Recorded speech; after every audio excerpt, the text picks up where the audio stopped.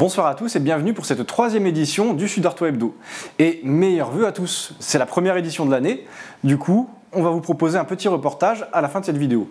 Entre temps nous retrouvons comme d'habitude Manon pour les 2 minutes nature et nous retrouverons ensuite Faustine pour la photo de la semaine.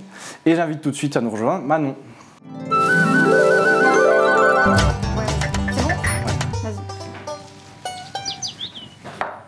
Salut Manon. Salut Aurel. Alors qu'est-ce que tu nous as prévu aujourd'hui? Alors aujourd'hui je vais vous parler des endives. Donc pour la petite histoire, les endives ont été découvertes par hasard et elles sont issues de la racine de la chicorée sauvage. Donc on ne la trouve pas à l'état naturel, donc elle a été modifiée par l'homme. Donc l'endive, elle contient énormément de minéraux, notamment le sélénium et la vitamine B. Donc elle a énormément de vertus. Donc, alors il faut savoir que l'endive contient 95% d'eau, donc elle est peu riche, donc on peut la manger après les fêtes ou pendant un régime, il n'y a aucun souci. Voilà, exactement.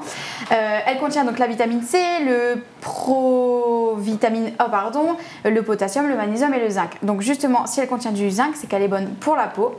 C'est énormément un bon drainant, elle facilite la digestion, elle aide les sportifs aussi à mieux récupérer. Donc après une séance de sport, c'est bien de se faire une bonne salade d'endives. Très bien.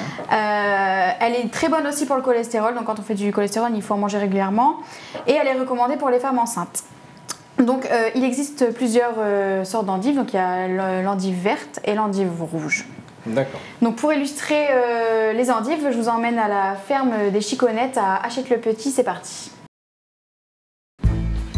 Alors l'endive est réellement un légume miracle parce que vu la diversité d'utilisation, on peut l'utiliser crue. L'endive est aussi un légume très saisonnier. Nous on cultive l'endive de pleine terre, donc principalement l'hiver. Donc profitez de la saison de l'endive. L'activité de Pauline sur la ferme est vraiment très diversifiée. Ça va du cassage de l'endive, d'abord à la plantation, mais au cassage de l'endive, donc la récolte, jusqu'à la transformation et le conditionnement. Donc elle voit un petit peu toute la vie de l'entreprise au fil de l'année. Retrouvez au mois de septembre à chercher un nouveau jeune informé, ou une nouvelle jeune bien entendu, au sein de la ferme Chiconette pour prendre la relève de Pauline. Très beau reportage. Donc la ferme Chiconette, j'imagine, ne sont pas les seuls producteurs? Alors nous, on est des gros producteurs dans la région, notamment en France. Et par contre, on les produit beaucoup, mais on les mange pas beaucoup. Donc on est peu consommateurs. Voilà, plus producteurs que consommateurs. Exactement. Très bien. Et je vois que tu nous as ramené une petite assiette. Alors oui, donc il y a énormément de façons de manger l'endive. D'ailleurs, pour info, elle se mange aussi avec du chocolat. Donc si tu as envie de te faire un goûter pas trop calorique, tu peux les tremper dans le chocolat noir. Et vu que je sais que tu es au régime, je t'ai fait des petites barquettes d'endive, donc avec du guacamole. Alors je goûte laquelle? Parce que je vais peut-être pas tout manger tout de suite. Bah tu préfères quoi, guacamole ou crème? Ouais, les crèmes, c'est parti. C'est très bon. Et ben c'est cool. J'en mangerai pour mon régime. Merci beaucoup Manon pour cette intervention et puis pour les petites friandises. Donc la ferme Chiconette qui s'est pris au jeu, on les remercie, c'est la deuxième fois qu'ils se prennent au jeu du reportage.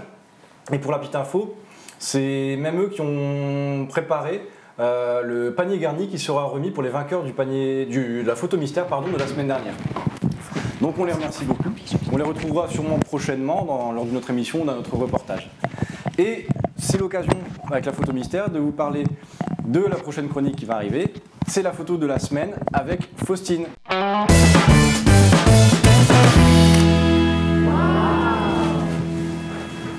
Salut Faustine. Salut. Alors où est-ce que tu t'es rendue cette semaine? Alors cette semaine je suis allée donc à Avrincourt qui fait partie de la communauté de communes du Sud-Artois.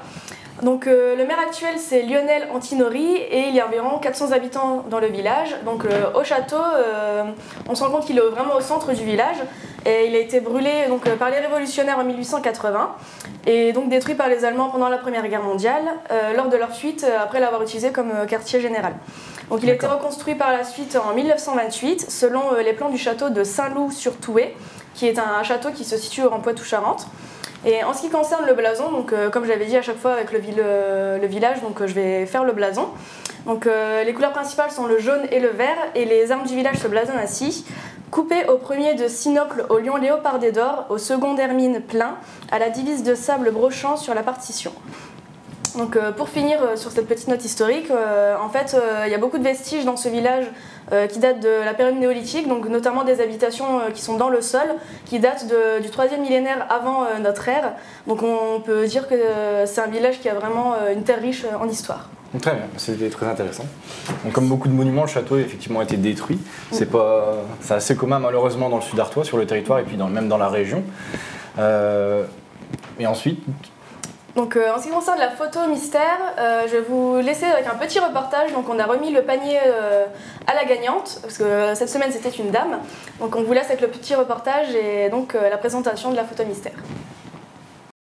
Félicitations pour avoir gagné le concours de la photo mystère numéro 2. Vous avez donc votre prix. Super. Je vais te présenter à la caméra la prochaine photo mystère.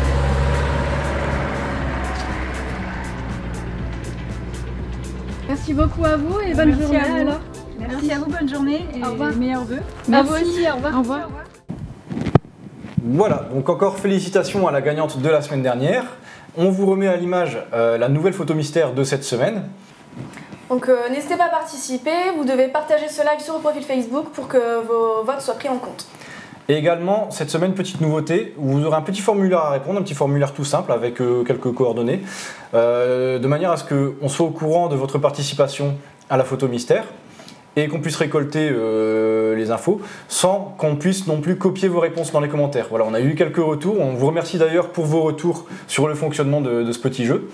Et on a fait évoluer du coup un petit peu notre démarche. Donc n'hésitez pas à commenter la vidéo, que ce soit sur Facebook ou YouTube, pour nous communiquer ce que vous en pensez. Et on y revoulura en fonction de ça. Merci beaucoup Faustine pour ces photos. Pas de souci. On vous l'avait promis en début de vidéo, donc pas de village de la semaine cette fois-ci. Par contre, un petit reportage fait avec l'équipe. C'est parti. Effectivement Aurélien, je suis actuellement sur le plateau de Sud Artois Hebdo, mais comment ça se passe en coulisses? Vous connaissez déjà la partie plateau, je vais vous présenter maintenant la partie régie, dans laquelle nous avons le matériel qui nous permet de faire en direct les changements de plan, de mixer différentes entrées audio, de faire le montage vidéo, etc. Pour faire tourner tout ça, nous sommes une équipe de 5 personnes. Nous avons Valentin, qui ne sera pas là aujourd'hui, Jamal, qui nous aide parfois sur les prises de vue drone, et également qui vient en renfort sur la régie, moi-même qui interviens sur pas mal de reportages, et 2 services civiques, Manon et Faustine. Et nous partons d'ailleurs tout de suite avec Faustine. C'est parti.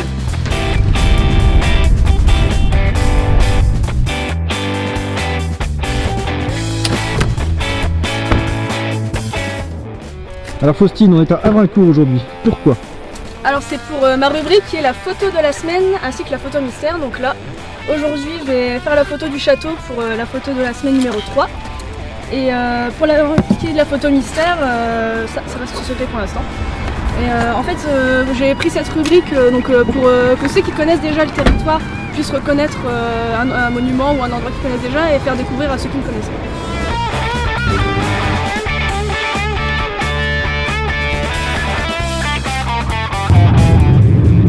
Ta mission en tant que service civique, c'est d'aller sur le territoire pour prendre des photos. Ça c'est pour ma rubrique, mais à côté de ça on fait des reportages en fait sur des entreprises, des associations et également on va rencontrer des élus dans les villages pour promouvoir leur village et ce qui s'y passe en fait. Alors une fois les prises de vue terminées, on revient au studio pour monter les vidéos, y ajouter du son et de la musique pour dynamiser les reportages. C'est ta seule mission en tant que service civique? Alors non, j'ai aussi une chronique qui s'appelle 2 minutes nature, donc le but est de chercher dans le Sud Artois toutes les plantes et ensuite aller à la rencontre de producteurs pour évoquer la plante et en savoir un peu plus et pour ainsi connaître les bienfaits et les vertus. Nous remercions donc les élus et les dirigeants de la communauté de communes ainsi que l'Europe qui nous accompagne dans ce projet, qui nous permet de parler des services de la communauté de communes, que ce soit du développement économique, de l'associatif, de la jeunesse et sport, de la santé, de la culture, mais aussi de parler des acteurs du territoire, entreprises, associations, artistes, etc.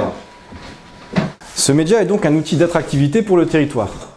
Nous cherchons à nous améliorer chaque semaine avec nos jeunes volontaires pour le rendre plus dynamique et pertinent. Nous espérons que vous passez chaque semaine un agréable moment à nos côtés. Sachez que pour nous, c'est le cas. Voilà, donc on vous l'a dit, on prend toujours autant de plaisir à faire cette émission, que ce soit d'un côté ou de l'autre de la caméra. On vous remercie d'être toujours de plus en plus nombreux à la suivre. Et au nom de la communauté de communes, on vous souhaite à nouveau une très très bonne année 2019. Pour nous, elle commence plutôt bien. Et on se retrouve la semaine prochaine, cette fois-ci, de nouveau avec Valentin devant la caméra. Bonne soirée à tous et bon week-end. Salut!